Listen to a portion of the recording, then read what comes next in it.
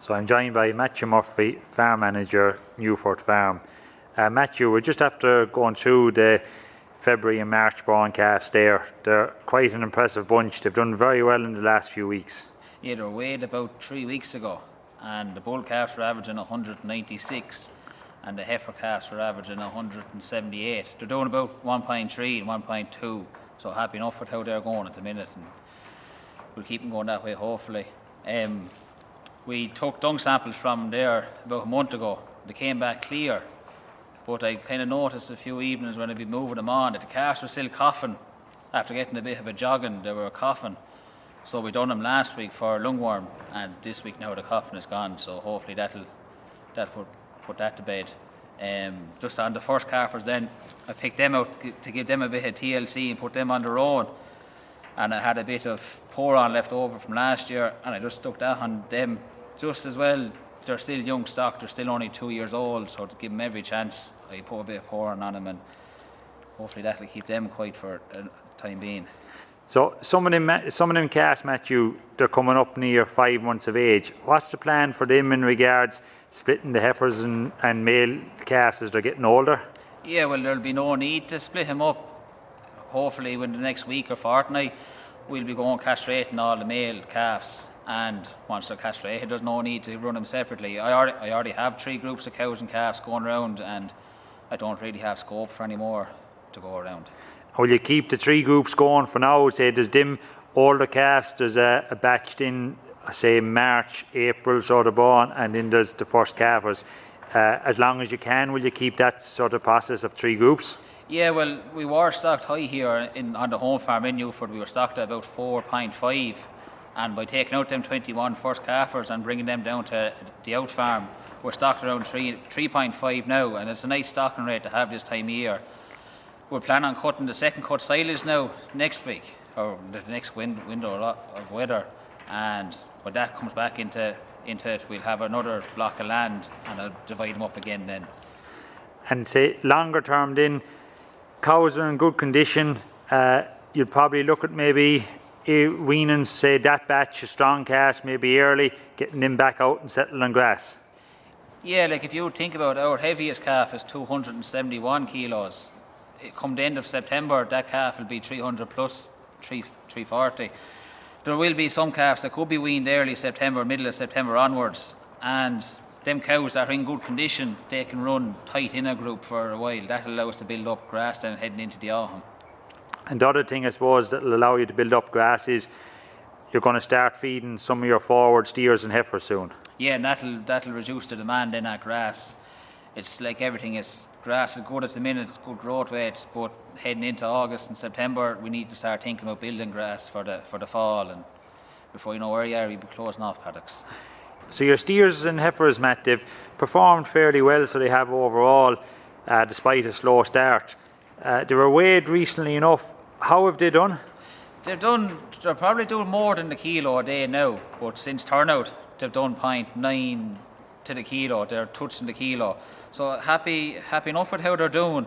And I suppose going forward, we're planning on from the 1st of August, we'll pick out what bullocks we think will finish off grass and feed them meal at grass. And whatever bullock isn't going to be finished off grass, it's not going to be economical to feed them. So we'll probably run them separately and start them on meal later in September. At this stage, looking at the heifers, they're all doing well. The heaviest heifer in it's 580 kilos. So we'll probably as a group feed all them and hopefully get rid of as many of them as possible off grass. You'll be looking maybe at starting to feed heifers maybe 470, 480 kilos plus, and targeting them around maybe 550, 560, and trying to get them maybe finished off grass, and a lighter, say maybe a smaller proportion of heifers going into the shed. Yeah, hopefully the less to go back into the shed the better, but there will be that 12, 15 heifers that will need to go back into the shed. So I'm joined by Michael Fagan, Teagasc technician working with Newford Farm. Michael, grass growth is just barely holding ahead of demand at the moment? That is right. Down the home farm at the moment, it's 1,055 kilos of food the farm cover at the moment. So at this rate, the growth this week was 74 and the demand is 68. So technical practice, what we are beginning to do now is some of the cows, first calvers, we have moved them off down to another farm to ease the pressure on the home farm. But overall, one would have to say this is probably a very good year for grass growth. I mean, the weather has been reasonably mild, no real cold, and plenty of rain at the moment. That's actually going to drive up the grass growth again. So going forward for next week, with the rain that we had, that clammy weather after having this week, I would expect the growth to be a little bit better going forward into next week. Yeah, and that's something you have to be mindful of, is 74 kilos of dry matter is still a very good growth rate. So from now on, you're probably looking at trying to build maybe autumn grass, especially with such a high stocking rate. That's correct. And here we are at the 20th of July now. We are beginning to plant the autumn grass going forward. What we've done now is we've moved 21 of the first-time calvers off to Gartenhow, the outside farm, to start allowing the grass to build up here on the home front farm. So in another month's time, we'll be definitely looking for that extra grass on the home front to push us on a bit further on into the year. And I suppose, looking at paper this week, you're probably in a very good position in that you have a few paddocks that are, say, could be taken out with second cut silage, but depending on whether and how quick they go through, the sort of lighter, leafier grass will dictate what you do. That is correct. There is a few paddocks there at the moment that it is a bit heavy on cover, but we will see in the next 3 or 4 days. If the weather should break down immensely, we might leave it there, but if it's not, if it stays very good, we will take them out. And the plan is to do the second cut silage next week. And if we decide to go into it, that's what we will go ahead and do at the moment with it. The last few weeks have probably been a dream in terms of grazing out and having good quality wee goats. It would be fair to say all the cows and calves coming off the paddocks now, and you'd think the paddocks are after being topped. They're grazing them right down to the butt.